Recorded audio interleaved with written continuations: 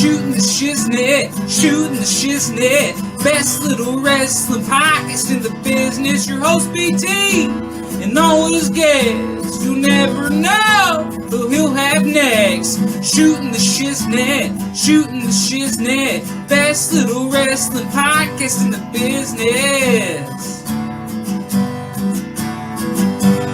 Shootin The Shiznit.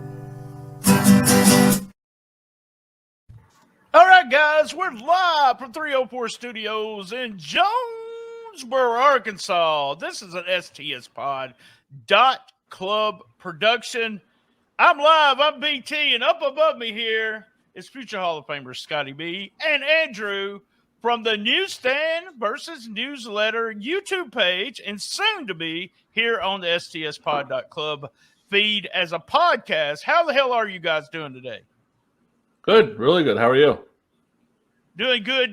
Don't get too excited now. Come on. You gotta get excited. So I'm a little bit more excited than most of my guests anyway. But this show is Shootin The Shiznit, where I grab somebody I don't know, or I grab somebody I've been knowing for years, and we just shoot the shit. But what I really want to do, I don't know you guys. I wanted to bring you on, talk to you about the basic stuff, and also my listeners. My general listeners that listen to everything we put on the feed, they don't know you either, so they'll get to know you. I'll get to know you, and then we'll start putting your podcast on our feed. So we got a few questions I want to do. We'll just do in round table format here. Just hit Scotty, you say something, Andrew, and I'll do another question back and forth to get to know you guys. So introduce yourselves and tell us where you're from. I'm Scott, the future Hall of Famer Scottie B. That's my name. From Canada, East Coast of Canada. Got my represent my Kansas City, which is nowhere near where I'm at. And yeah, that's basically it, man. From the East Coast of Canada, been a wrestling fan since around between '85 and '87. Full time since '87, but '85 to '87 is the rock and wrestling. I think is what got me into it. Me and Andrew always usually talk about what got us into it. I can't vaguely remember myself. Andrew can definitely remember everything, because he has a better memory than me. So, yeah, that's basically what I'm up to. And my name's Andrew. I'm also from St. John, New Brunswick, Canada, but I've been living in Vancouver now for about 17 years. Sounds a long time. Awesome. And do you guys, were you friends and as kids? Or I didn't gather that for some of the episodes. When did you start knowing each other? Andrew can tell that story. It's actually a pretty funny story. So I'm excited. All right, yeah. Go ahead. Yeah. Sure. This would have been in grade 12, last year in high school. And at the start of the day, somebody came up to me and asked if Scott had gotten in touch with me. And I said, Scott who? And they said, well, Scott Bernard's looking for you. Yeah. And then later on throughout the day, different people would come up to me and ask me if Scott has seen me yet. And I'm going through my mental Rolodex to see who did I piss off, because I was a bit of a troublemaker in high school. So I thought maybe somebody wanted to throw some hands. And near the end of the day, sociology class, there's a knock at the door, and the teacher goes to the door. I can only see their side of the conversation, and they're nodding, and they say, yeah, he's right here. Andrew, you're wanted at the door. And I go to the door, and right away, worst case scenario in my head, did anybody in my family die? Right. Yeah.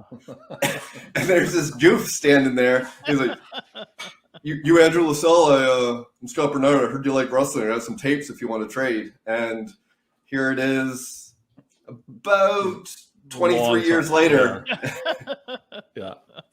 Great story. Trading tapes. Wow. See, you guys started being fans about the time I started being a smart fan. So I started getting the Observer in '86. I read the Observer during Christmas vacation, and I went back to school, and I knew everything about professional wrestling from that point on. I felt like I did, because I knew so much more now than my classmates knew. I was like, man, I know everything. I know everything. And I'd always talk about stuff, from behind. They had no idea what the hell I was talking about, but I was the wrestling fan of my class. So a whole class of 30 people. So they knew that Brian was the wrestling fan. So you said you started watching in same time, 85, 86, 87 with you, Andrew? For me, it started because I used to be a big toy fan. He-Man's, G.I. Joe's, Commercial Brave Star, whatever it may have been. And I remember asking my grandfather to get me the latest He-Man figure. I think it was Faker or Manny Faces. And he came home with the LJN 8-inch Hulk Hogan. And I had seen them in the stores, but I didn't have any interest in them. But I opened it up, and it had that new toy smell, that rubber. And then I got Iron Sheik and Andre the Giant. And I remember going to a friend of the family's place around November. It was right after the Santa Claus parade. And I'm playing with my Andre the Giant, and the adult, he's about in his early 20s or so, he looks down at me and he says, "Oh, I see you've got Andre the Giant there." And prior to that, I didn't know that they were based on real people. I thought they were toys like He-Man or She-Ra. And Right. as a young boy, there's nothing more you like than the acceptance of an adult. I think that's why so many young boys get involved in sports, so that adults can talk to them like they're humans as opposed to babies. And I became the wrestling guy in my school. And it wasn't Observers. It was PWIs, the Wrestlers, Wrestling Main Events, Wrestling Eyes. It was the wrestling magazines. And I felt like I had the inside scoop and knew a little bit more about wrestlers, their previous names, their actual hometowns, sometimes even their real names. Like, can I add to that too, by the way? Just to quickly jump in. Ahead. So me and Andrew first met, we met in high school, became friends right away. And we hung out a lot. There was a mall right by our school. And the last semester of school, I had one class a day. I don't know how many classes Andrew had. But we would literally hang out uptown in the mall, talking wrestling literally all day. That's all we did was talk wrestling all day. And then he got ECW. He got the ECW at Seinfeld. I think it was Cyber Slam. And I remember going to his place in the afternoon to watch it. First time seeing ECW. And it was just like mind-boggling. So yeah, we were connected pretty quick to our wrestling fandom. It was pretty fast. And that's what the guy that does the podcast with me, he's from Chicago, and we become friends because of Observer, and then going to some wrestling cons. I mean, and it's weird that the fandom brought us all the way back together to be friends again because of Facebook. And then all of a sudden, I started doing this podcast again, and I was like, you got to help me kind of thing. But it's the friendship from wrestling fandom that's kind of crazy sometimes. It becomes, It's real. It's a real friendship. And you talk about other things besides wrestling, but it all started because she was a wrestling fan. I guess I had 2 or 3 friends that were wrestling fans, and we really talked about it a lot, that and football and music. Yeah. But then when, there's a stage there where your friend, I hate to say it this way, but they grow up and you say, fuck it, you still want to be a wrestling fan, and they leave you. So it never happened between you two? Did you ever just say, okay, Scottie, I'm going to quit watching, or Andrew? Well, we did have a quit watching scene. Andrew actually did at one point, but we're still big sports guys. Right, but Andrew had a moment where he did stop watching. What was it, 3 years, Andrew? 3 or 4 years? No, after Chris Benoit killed himself and his wife and his son, I didn't like the way the wrestling community dealt with that. I felt it was really shady, and for the first time, like I weathered the 1995 storm. I withstood the 1999 2-minute matches, and I was still a fan because if one promotion wasn't giving me what I wanted, I was adapt to be able to see other promotions. But after that, I mean, Benoit was my second favorite wrestler behind Brett, and I gave it a break until Brett came back for that Mania match against Vince. But I wasn't really fully back until the CM Punk pipe bomb, and then I haven't gone back since. Yeah.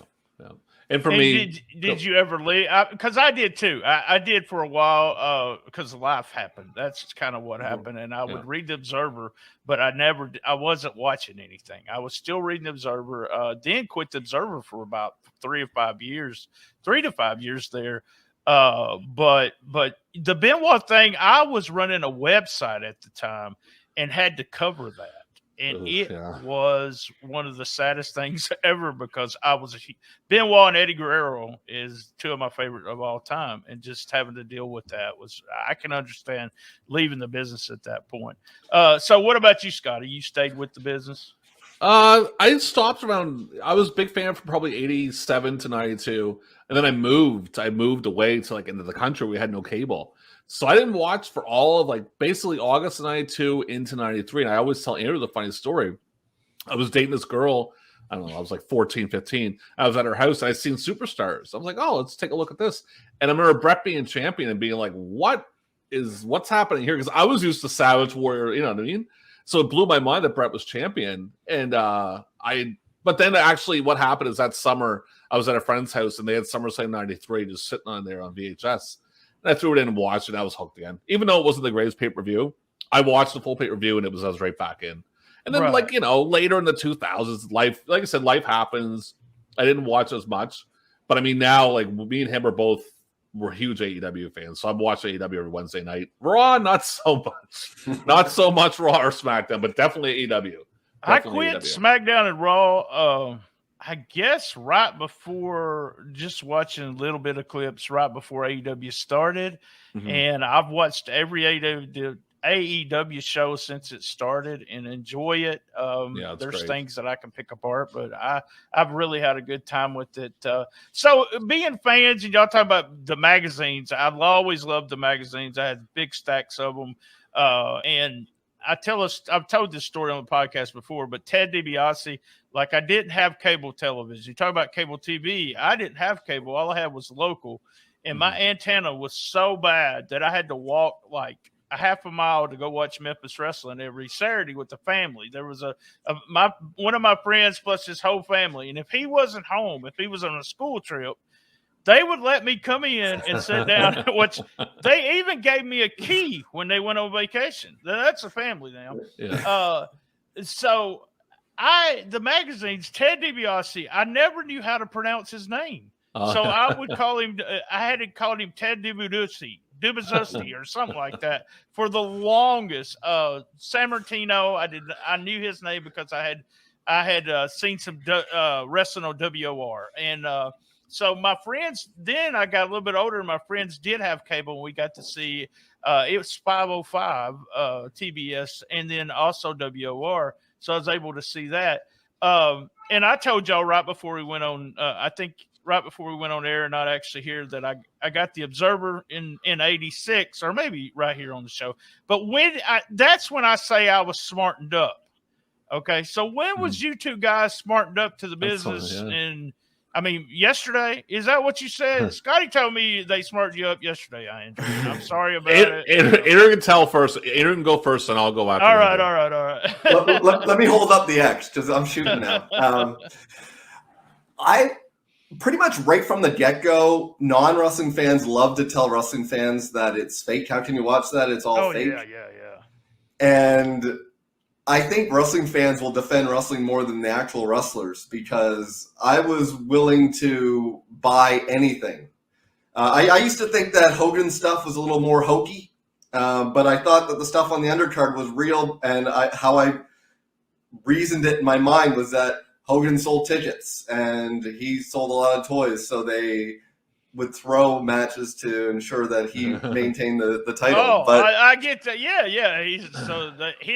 Cornette tells a story that every match was a work except for the world title matches. So that's what he thought. They were real. The world title matches were. So yeah, you have to tell yourself lies in order initially, and eventually you start admiring them for the art of it. And then there's somebody like Big Van Vader comes along and it's like, I don't see where that's fake.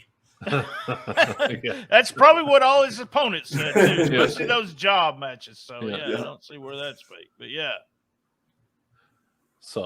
but when did you start getting Observer and start seeing some inner workings, or was it the websites first? Because y'all guys are at the age where the kayfabe websites started popping up all over the place, saying, inside terms and all that kind of stuff.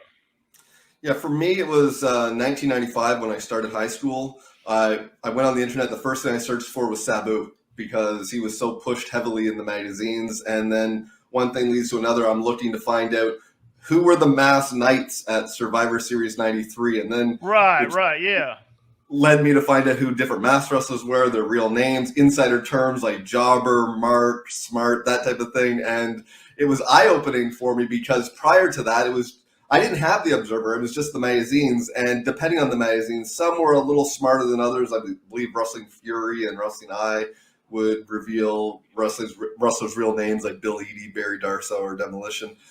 But they still kept kayfabe with regards to the results of the matches, and then just being online, hearing the term job or puts this person over or they're getting a push, and just through context clues figuring out what it meant.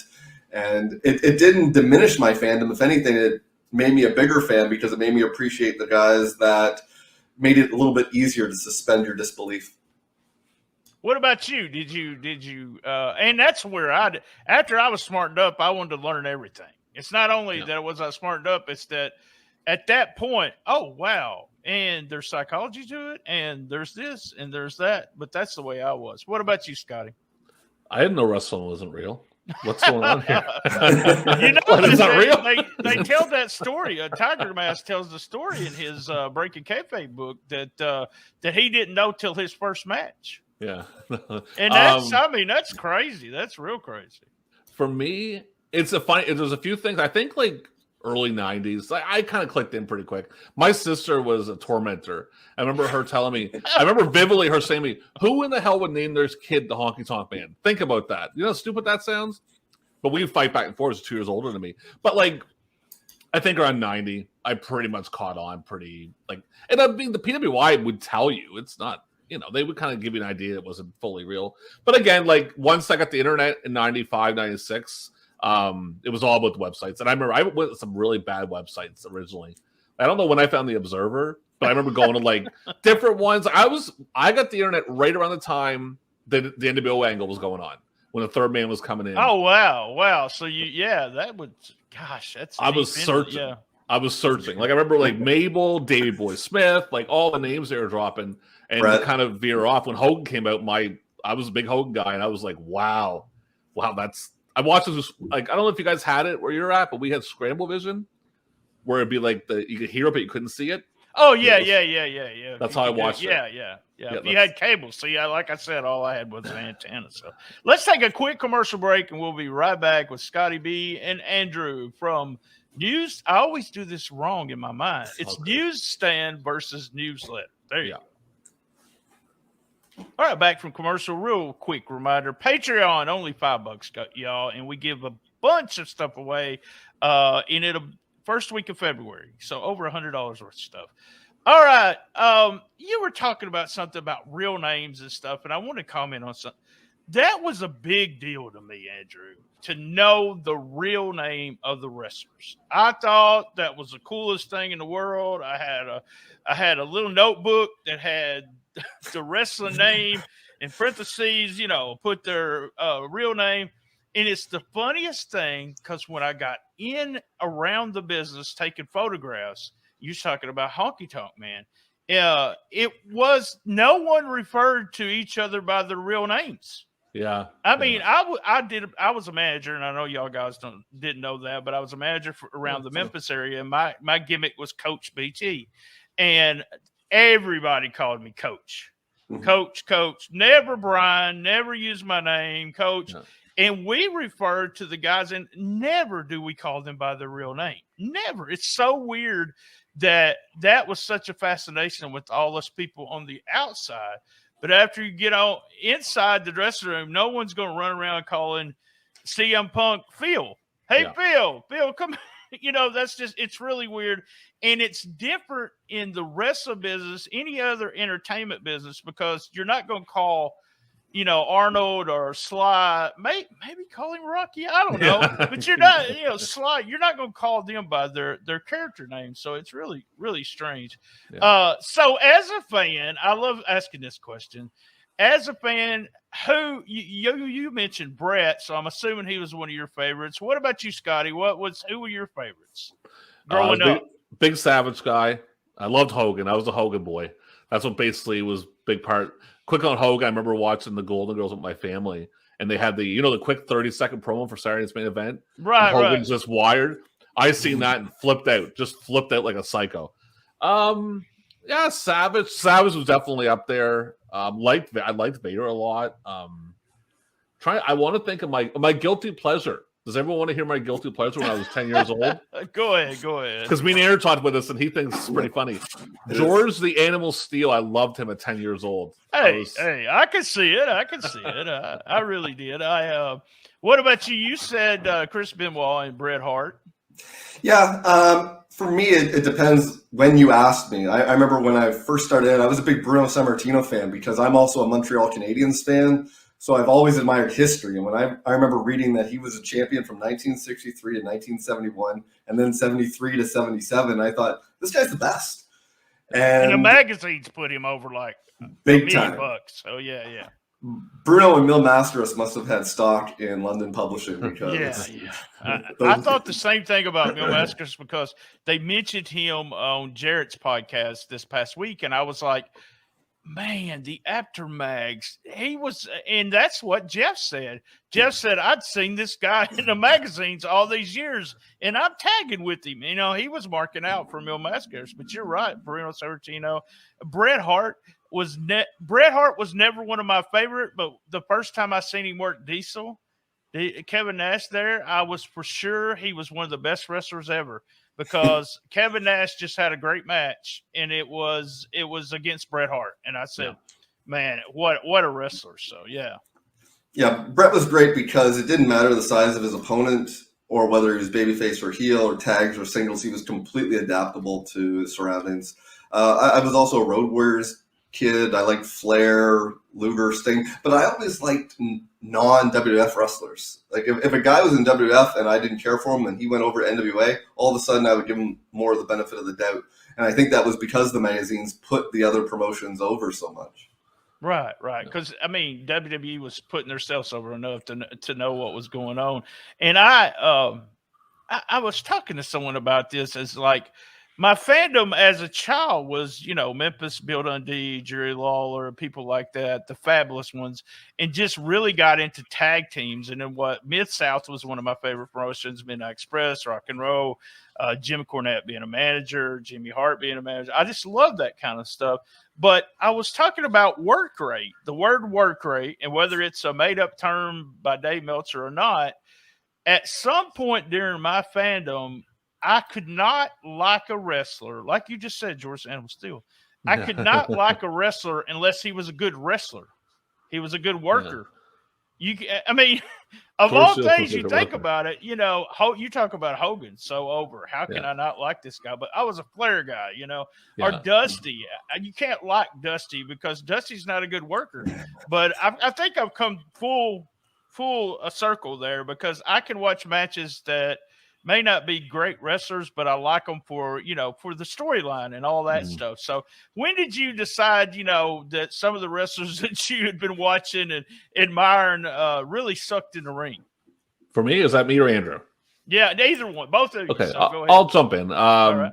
For me with Hogan, I think it was like 91. I realized this guy kind of sucks. And then like 92, 93. And I loved Hogan as a heel. Hogan as a heel was awesome in 96, 97. Got really bad in 98, but the first year or so with him as a heel. I don't think Savage started sucking at the end of WCW. He was good right to that point. So yeah, it just depends on the guy. Like Hogan, 90, 91. I think after the Warrior run, I realized this guy, for me, it's almost like the same thing Andrew was saying. Like, I got the LJNs young too, and I watched the cartoons. So seeing Hogan in real life was huge to me because it's like, oh my God, my cartoon heroes coming to life. So 87, 88, 89, I loved Hogan. But even 89, he started getting stale at that point for me too, after winning. So yeah, that was around that time for me. See, for me, I think I always had really good taste in professional wrestlers. Thanks. There would be some odd ones here and there. Like I remember 1989 Smash was probably my favorite wrestler, but he wasn't bad. A good tag team guy. Yeah. Yeah, and I think it's a combination of the Benoit thing and also Misawa and the fact that all of a sudden you start to appreciate other things about pro wrestling. Dusty being able to talk them into the building, Nash being able to con promoters out of money. You just look at things differently, and so you start saying, I appreciate guys that work smarter, not harder. I like a guy like Steven / William Regal, who's able to do everything on the mat. He doesn't have to go to the top rope or to the outside to make a compelling match. And that kind of goes forward. Andrew, And I hate to tell you this, and you probably hate me for saying this, but we do a show that we hadn't done in a long time, but it's called "Was It Really That Good?" Man, Regal is boring as hell now. So I just let you know, I'm so sorry, but he's boring as hell now. So it's one of those things where when you go back and watch something that you were watching as a kid, it's not always as good. I disagree 100%. All right, go back and watch it. But yeah, I mean, that's what me. Savage is a great story because I saw Savage during some of his first matches with Memphis Wrestling locally. And guess who was above the heel dressing room sitting there waiting on him to come out every night? Is it BT? Elizabeth. Oh, okay. Yeah, cool. She was sitting in the stands, and we always made, me and my friend Lynn, me and him would always go. We were 17, 18 years old, I believe, but we had people buy us beer. It was at a place where they sell beer, and we would get them to sell beer. We would talk about how pretty she was, and then when she showed up on TV, on WWE TV, it was like, hey, that was that girl that was with him. And y'all talk about being smart. Well, I asked y'all about it. I think I knew it was not on the up and up from day one because my seat was probably that close to that shelf over there. That's how close I was sitting at my first live event. I didn't even watch wrestling until I went to my first live event. So when you're sitting that close, you can kind of see it's not on the up and up. But, I didn't want anybody to tell me what was going on. My dad had told me it was fake and, blah, blah, blah. But it was one of those things where I always thought, here was my saying. It's a work or it's fake, but they sometimes get mad. Yeah. So sometimes I would go to wrestling and I would say, I would hear the hit, it would be a lot tighter. And I would think, well, they got mad at each other. And I want to tell you the guy that I loved as a kid, but then when I grew up about work rate, it was Jimmy Valiant. I was the hugest Jimmy Valiant fan. But if you go back, he made tons of money doing very, very little. So whether he was a good worker or not, but just one of those guys that I just loved. But I remember saying to my mother one time that I liked him because she took me to wrestling on Friday nights. And so I liked him when he didn't play around. So I was already at the point to where I liked it when he was working, but when he was always running around the ring doing anything, he hated it. I hated him for that. Anytime, here's a good question. Anytime you two guys been embarrassed for being a wrestling fan? Oh God, yeah. You go first, Andrew, or I'll go. It's up to you. What's one of the best times? I know that in the WWE canon, we're supposed to consider this guy an all-time great, but for me, the whole Undertaker gimmick and his matches was always cringe-inducing for me. Maybe it's because I'm not a horror movie fan. And I just like my wrestling to be a little more athletic-based, at least make me think it's a sporting contest. And when non-fans came in, I didn't have a problem if they saw Vader corner punching some jobber. Yeah. But if Undertaker was shooting lightning bolts out of his fingers, I would rather change the channel to the Home Shopping Network or the preview channel. Oh, wow. So you went with being embarrassed because of the Undertaker. I have I don't like Go ahead. I've got a good Undertaker stories. We'll have to wait on that, though. Go ahead, Scotty. Tell us what's your most embarrassing moment there? It's actually a situation. It's the Undertaker is involved. It was in '94 when they were doing that Yokozuna thing. It was a Raw before, and I don't know what had happened. But I had an uncle, I still have the same uncle, who, let's just say we didn't get along to begin with. Okay. And he would dig at me whenever a chance that he got. He was basically a dick. And he came in during a Taker segment and just mocked me, made fun of me. And I was just like, oh my God. Like, it was awful. So Taker embarrassed me. I wasn't really embarrassed by anybody else. Like, it didn't really, but Taker did. Yeah. That 94, 93 Taker, some of that goofy stuff he was doing really sucked if someone walked in when I was watching that. Because like Andrew said, I would rather change to the Home Shopping Network. I agree with you. That was hokey. But I think the reason I was such a fan, and this, you know, you guys haven't listened to my whole catalog. I mean, 5 years, 500 something episodes. Yeah. But you're a Master of Pain fan, right?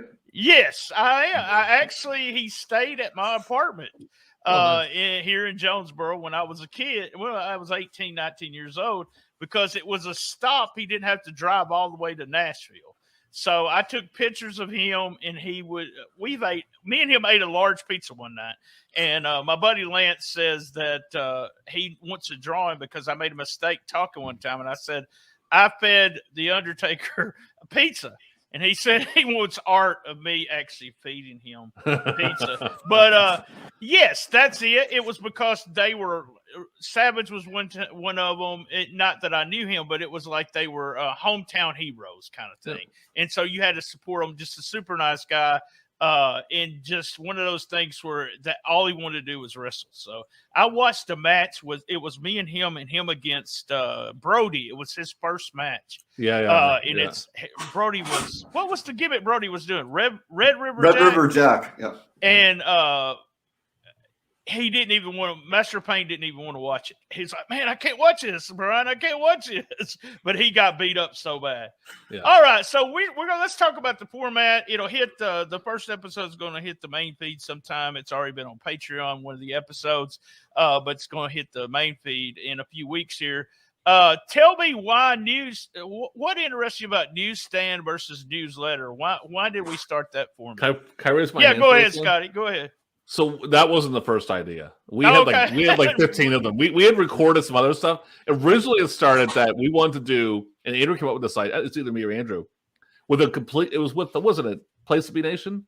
Yeah, the Place to Be Nation. I'm not sure if you're familiar with them. There's a podcasting network. They have wrestling and sport and entertainment type shows, and they were looking for pilots. And I came up with the idea, the beginning of the end. And what it was, we would review the pilots and the series finale of different shows and then discuss what changed about the presentation, the concept. Oh, I like that idea. Yeah. I thought it was not a bad idea. We did one episode. That was the end of it. It never bring back. Yeah, they didn't like us. And you know, I'll tell you something about that. That was our first time ever doing a podcast. I think we could probably go back and do it again. It'd probably work a lot better because we were like deer in the headlights. We didn't know what the hell we were doing. Oh, man, yeah. Go back. Yeah, I did podcasts. First time I did podcasts was in 2008. So we were really – and then when I got started back doing it here, you could go back. Me and Lance and you two guys have that too. You have a chemistry because of y'all's friendship. We have a chemistry, but boy, you can really some of the first episodes. It's just like, brutal. Oh, what the hell? Like you're strangers. Yeah. But we really have a hell of a chemistry. But some of the guests, like I one of my favorite guys. I'm making this all about me, but is Johnny Carson. So I grew up watching Johnny Carson. So and Kevin Smith. So it's kind of the combination of both. So when I'm interviewing somebody, really, you guys in my imagination is you're sitting right here next to me, and I'm behind the desk and I'm getting to tell jokes and we're all talking. But man, when you have people that don't talk, you guys are easy to talk to. But then you have people that don't talk. And then I got started because I talk too much, you know, I love to talk. So let the guests talk is what some of my first stuff. But yeah, that's a great idea. And it especially would have been fun with sitcoms because also it was, that's what we started with. Really, I'm a huge sitcom fan. I'll even watch ones that are god awful horrible just because I love that. But the first episode of a sitcom, the pilot episode usually is so god awful. And then if you go all the way to the end and they got 3 or 4 seasons out of it, then the last episode is usually really good. So great idea. So how did it morph to this? How did it morph to Newsstand and versus newsletter? After that, we started doing watch-alongs, but we couldn't put that out because we kept getting hit with copyright. Right. And then we were just talking one night on the phone, and we were just trying. And I think I came up with the idea. I don't want to take all credit, but one of us did and said, let's compare the magazine awards to the Observer Awards because they were always so different. Like the difference was ridiculous. Oh, yes, very much so. Very much so. Yeah. So we did the first, I don't know what, we did a couple audio ones, and I lost the password to the YouTube page. So we had to go back and redo them. We just redid 84. We already done 84 before. when we did it. So yeah, I mean, it's something that, and Andrew can confess that he's more of keeping an eye on how many views we get. Some of them don't get many. What was our biggest view, Andrew? What year was it? Our biggest view is 92. We have 121 views for that. Hey, you got to start somewhere, and it's the same thing with. I remember being excited about 17 downloads a day, and I was like, yeah. It's the thing about it is, I was told, and he didn't tell me, but I was listening to his podcast, and Vince Russo said after the 5th year, and we really saw something from all of year 4 into this 5th year now, where there's so many people discovering us. And I think because we're still there, there's so many podcasts that do 1 episode. I think they said 10 episodes is the most number that people do, and then they're gone before the 10 episodes. So the reason I'm going to do your episodes the way, I got to make sure I got at least a year's worth. So I'm only doing. Oh yeah, you will. Y'all get way ahead of me. What we'll do is just make sure we got at least a year. I do something called Observing the Observer, which is kind of close to what y'all do. But what we do is we will take a pay-per-view and see what Dave thought about it. Interesting. And then we'll watch the pay-per-view now. And we just did Wrestle Kingdom. What was Dave thinking? What was we thinking? 9 stars when it Dave? Came to the stars and everything, and the viewers. And sometimes we think Dave may be smoking something out there in California. So with 5-star plus all the time, I always fuss about. I don't do plus 5 stars, but so you came up with this idea. Let's do this, and you stuck with it. We got about 10 episodes up on YouTube. With every episode, I will put the link in this description.